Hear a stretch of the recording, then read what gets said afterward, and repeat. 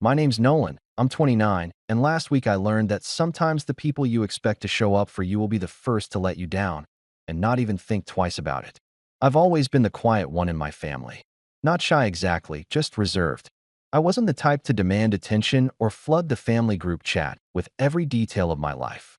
My parents used to say I kept to myself too much, but honestly, it was easier than competing with my sister, Claire, who somehow made everything into a spectacle. If I got a new job, she'd announce she just got a promotion with a bigger salary. If I bought a car, she'd post a photo of her new SUV within days. That dynamic had been the backdrop of my life for as long as I could remember. But when I got engaged to Emily, I figured, for once, the attention might not bother me. This was my wedding, my moment, something everyone in the family could rally around.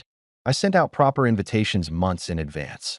I even made sure to plan around holidays so nobody could claim they had other commitments.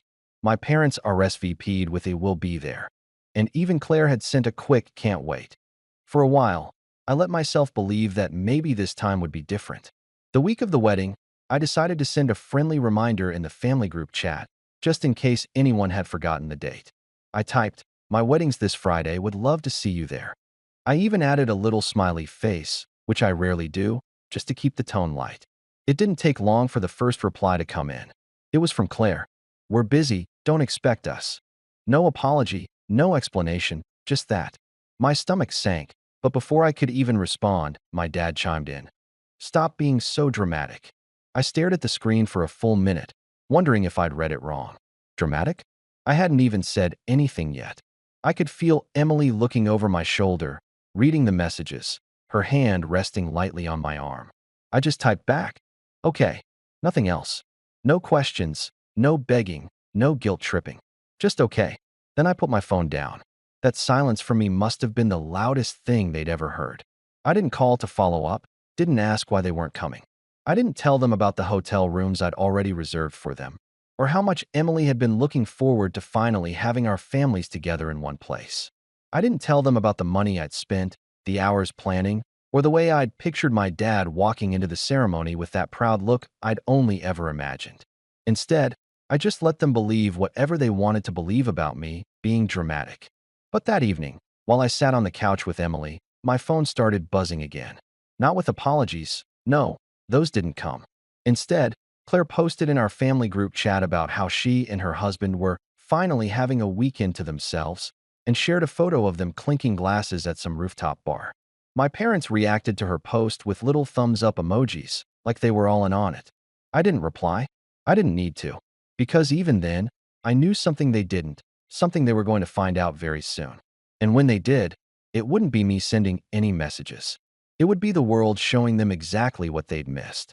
The days leading up to the wedding felt strangely calm on my end, but only because I'd decided not to chase anyone for attendance. I thought maybe, just maybe, someone in my family would realize how out of line their response had been and reach out. They didn't. Instead, the group chat became a highlight reel of Claire's life. She sent photos of the amazing dinner she and her husband had at some steakhouse on Wednesday, then a video of their new puppy playing in the park. My mom commented under it, "He's the cutest thing ever," and my dad added, "You two deserve this break. You've been working so hard." I read those words over and over, feeling that familiar burn in my chest. Working so hard. Claire had been unemployed for months last year, bouncing between projects that never went anywhere. But somehow in my parents' eyes, she was this overworked, saintly figure who needed to be protected from any inconvenience, including showing up for her only brother's wedding. Meanwhile, I'd been working full-time, saving for years, and building a life from scratch without ever asking them for a dime. Yet I was the one dismissed as dramatic for inviting them. Thursday afternoon, less than 24 hours before the ceremony, my mom finally texted me directly. For a moment, I thought maybe she was going to say they'd changed their minds. But when I opened the message, it read, "We know you're upset, but you can't expect everyone to drop their plans for you. Claire already had this weekend booked. Be happy for her." I stared at the words, feeling my jaw tighten. It wasn't just that they weren't coming. It was the way they were trying to make me feel guilty for even wanting them there. I didn't answer. I didn't tell her that Emily's parents had rearranged their entire schedules, flying in 2 days early to help with last-minute preparations. I didn't mention that my best friend from college was driving 8 hours through the night just to make it on time. I didn't point out that all my coworkers had RSVP'd months ago without hesitation. No, I just let her think she'd made her point. That evening, while Emily was at her final dress fitting, I got another notification from the group chat. Claire had posted a selfie of her and her husband at a spa, with cucumber slices over their eyes and champagne in hand. The caption read, "Finally, a weekend with no stress." My dad commented, "Enjoy every second. You deserve it." My mom added, "This is what life's about." That one cut deeper than I expected. My wedding, the day Emily and I had been planning for over a year, wasn't even considered what life's about in their eyes. No, apparently that title belonged to a spa weekend for my sister. And then, just when I thought they couldn't be more obvious about their favoritism, my mom posted a throwback photo of Claire's wedding from 3 years ago in the chat, writing, "Still the best day ever. Love this memory." Everyone in the family reacted with hearts and smiley faces. No mention of the wedding that was literally happening the next day. No "we'll miss you" or "good luck" to me. Just a shrine to Claire's best day ever. I sat there, the screen glowing in my hands, realizing something I hadn't wanted to admit before. This wasn't just about them not coming to my wedding. This was about years of them making it crystal clear who the favorite was and who would always be the afterthought. What they didn't know was that I had stopped playing that game a long time ago. And tomorrow, without them even realizing it yet, the scoreboard was about to change forever. Friday morning, the day of the wedding, started off bright and warm, the kind of weather you hope for but never dare to count on. Emily was already getting her hair done with her bridesmaids, and I was in the hotel suite with my groomsmen, trying to keep the nerves at bay. For a few hours, I actually managed to push my family out of my mind. That is, until my phone buzzed again. It wasn't a congratulations or a last-minute change of heart. It was a new post in the family group chat. Claire had uploaded a video, shaky and loud, clearly taken from her phone, of a crowded brunch table. Everyone was there. My parents, my aunt and uncle, even a couple of cousins who hadn't said a word about the wedding. Plates piled high with pancakes, mimosas clinking. My mom's voice could be heard over the chatter, saying, "This is so much better than being stuck in some boring ceremony all day." I felt my stomach twist. I replayed that clip 3 times, making sure I'd heard her right. There was no mistaking it. She'd said it with a laugh, like it was the most natural thing in the world. My dad chimed in from across the table in the background. "We picked the right place to be, that's for sure." I just stood there, phone in hand, the noise of my friends around me fading into a dull hum. This wasn't just them not showing up.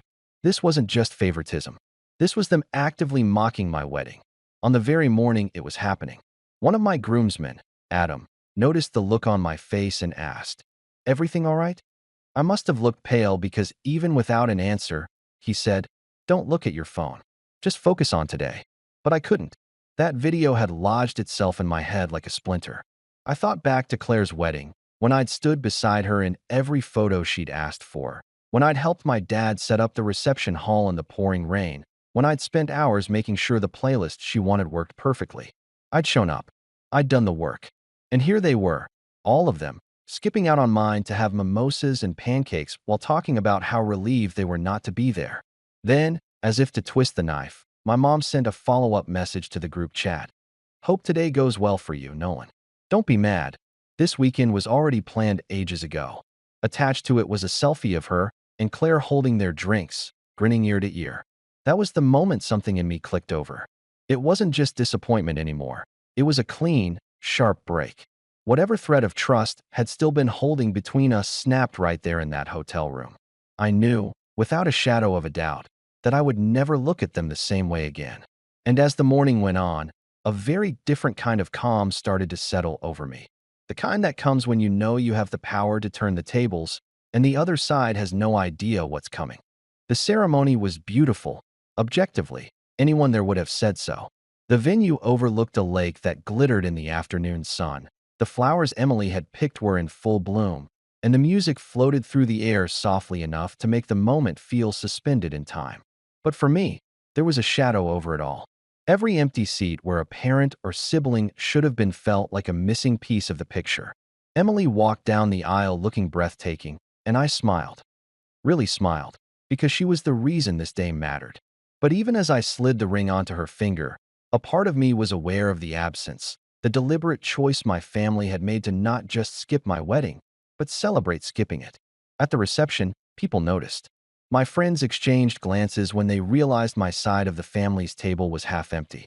Emily's parents, who'd gone above and beyond for us, kept trying to fill the space with warmth, introducing themselves to every guest and making sure the energy stayed high. I appreciated it more than I could say, but I couldn't shake the hollow feeling gnawing at me. When it came time for speeches, Adam, my best man, gave one that had everyone laughing and tearing up. Then Emily's father took the mic and said something about how lucky he was to gain a son. It was heartfelt and moving, but it also felt like a subtle reminder of what I'd lost, or maybe never had, with my own parents. Later, during a quiet moment between dances, I slipped outside to get some air. The music was muffled through the walls, and the night air was cool against my face. I pulled out my phone, half expecting, against all logic, to see a message from my mom or dad saying they'd changed their minds, or even just congrats. Instead, I saw another group chat update from Claire, a picture of their dessert spread at the restaurant, with my dad holding up a slice of cake and grinning like he'd just won something. The caption read, "Best weekend ever." That one stung in a different way, not just because they weren't there, but because they were making it so visible, almost daring me to react. I didn't reply. I didn't post anything back. I just stood there in the dark, realizing how final this felt. By the time I went back inside, I'd made a quiet decision. I wasn't going to confront them in anger. I wasn't going to try to force an apology. I wasn't even going to give them the satisfaction of knowing they'd hurt me this deeply. Instead, I was going to do what they never expected, walk away. Completely. It wasn't a loud vow or a dramatic announcement. It was something I carried silently as Emily and I left the reception that night. As we drove away toward our honeymoon, hand in hand, I knew I was closing a chapter. But I also knew someday there'd be an opening in the next one. And when that day came, they wouldn't see it coming. Our honeymoon was the first time in months I'd truly felt free of the weight of my family's shadow. Emily and I spent 2 weeks traveling along the coast, visiting small towns, eating at family-run restaurants, and waking up without alarms. Every morning, I'd watch her smile over breakfast and think, this is my family now. This is who matters. When we got back home, life shifted into an entirely new rhythm. Emily's career as an interior designer started taking off. She landed a high-profile client in the city who introduced her to a network of people who valued her creativity. Meanwhile, the software company I'd co-founded 3 years earlier signed a massive contract that quadrupled our revenue almost overnight. For the first time, I wasn't just comfortable. I had real freedom. With that freedom came opportunities. We bought a beautiful home overlooking the water, the kind of place I'd dreamed about in college when I was eating instant noodles for dinner. We hosted friends on the weekends, traveled when we wanted, and slowly built a circle of people who celebrated our wins instead of resenting them. There were moments I thought about reaching out to my family, just to share the milestones, when Emily's work was featured in a national magazine, when my company was nominated for an innovation award, when we signed the papers for our second property. But every time I imagined the conversation, I remembered the video of that brunch table, the sound of my mom saying, "This is so much better than being stuck in some boring ceremony all day." And the urge would disappear. Instead, I poured my energy into building something bigger. I expanded the company, hired a brilliant team, and began hosting networking events at our home. It was surreal watching some of the most influential people in my industry gather in my living room. The same kid who'd been brushed off as dramatic in a group chat now had CEOs asking for introductions. Emily thrived too. She started her own boutique design firm, and her projects began appearing in glossy magazine spreads. We became, in a quiet way, a power couple. Not the kind who flaunted it online. We didn't need to. The people who mattered saw it. And the ones who didn't, well, they'd find out eventually. It was around this time that I got invited to host a charity gala, a black tie event televised locally with some national coverage. It was a chance to give back and to put my name and Emily's in a very public spotlight. As we started planning the event, I had no idea it would become the exact moment my family's years of favoritism and dismissal would come full circle. But life has a funny way of setting the stage for moments you can't script. Moments where the people who wrote you off are forced to see exactly what they lost. Planning the gala felt like stepping into an entirely different world, one where I wasn't just an attendee in the background, but the name on the invitation. The charity we partnered with had deep connections in both the business and arts communities, so the guest list quickly became a who's who of executives, politicians, and media figures. Emily took on the event design herself, transforming the venue into something straight out of a luxury magazine spread.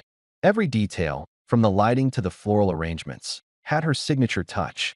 A few weeks before the event, I met with the PR team that would handle the media coverage. They explained that not only would the gala be covered in local newspapers, but a segment would air on a popular lifestyle show. Interviews, red carpet shots, the works. They encouraged me to be as visible as possible. Do the interviews, greet high-profile guests personally, make it clear I was the driving force behind it all. That's when a small, almost mischievous thought crept in. My family had no idea what my life looked like now.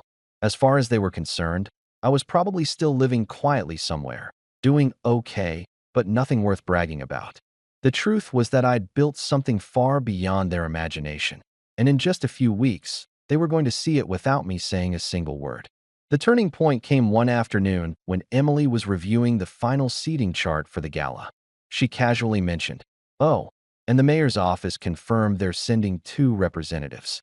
The press will definitely eat that up." It hit me then. This wasn't just another charity event.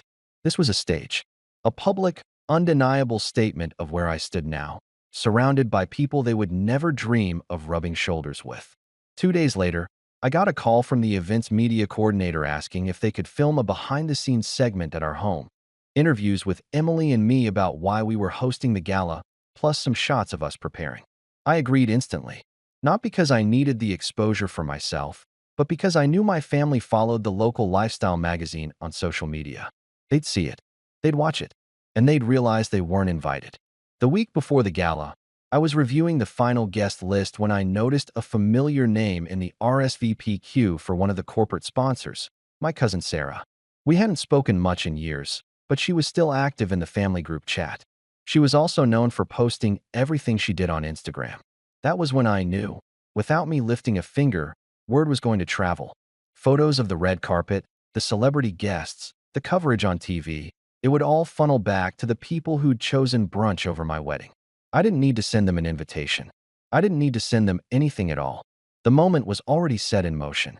All I had to do was step onto that stage when the time came, and let the rest take care of itself. The night of the gala arrived like the opening scene of a movie, the kind where the camera pans across a glittering city skyline before swooping down to a red carpet lined with photographers. Emily and I stepped out of the town car to a flurry of camera flashes, her gown catching the light in a way that made her look like she'd stepped right off the cover of a magazine. I was in a tailored black tux, shaking hands with the event coordinator as a small crowd gathered at the entrance. Inside, the venue was everything we'd envisioned. Towering floral arrangements framed the room, soft jazz played in the background, and servers in crisp uniforms floated between tables with trays of champagne. Guests mingled under the warm glow of chandeliers, the kind of atmosphere that made you feel like you were exactly where you were supposed to be. The media team approached almost immediately. "Nolan, could we get a few shots of you and Emily on the step and repeat?" They meant the branded photo wall that would be all over social media and the next day's newspapers. We smiled for the cameras, answered a few interview questions about the charity, and posed with the mayor's representatives. Every flash of the camera felt like a silent rebuttal to the years my family had dismissed me. And then, like clockwork, I saw Sarah. She was standing near the bar, eyes wide as she took in the scene, phone already in hand. I watched her snap photos of the red carpet, the celebrity chef preparing dinner, the skyline view from the terrace. I didn't have to say a word. I knew she'd be posting everything in real time. Sure enough, by the time we sat down for dinner, I caught glimpses of her Instagram story being played back by other guests. The speeches began midway through the evening, and I was called to the stage. I walked up under the lights, the room quieting as I took the microphone. "Tonight isn't about me," I began, keeping my voice steady. "It's about what can happen when people come together to make something bigger than themselves." I spoke about the charity's work, about building community, about the power of showing up for others, each phrase carefully chosen. When I said the words showing up, I let them hang in the air for just a second longer than necessary. It wasn't obvious to anyone but me, but it was deliberate. A nod to the empty seats at my wedding. A reminder that some people measure love in words, while others prove it in presence. The applause was warm, genuine. As I stepped off the stage, Emily squeezed my hand, pride in her eyes.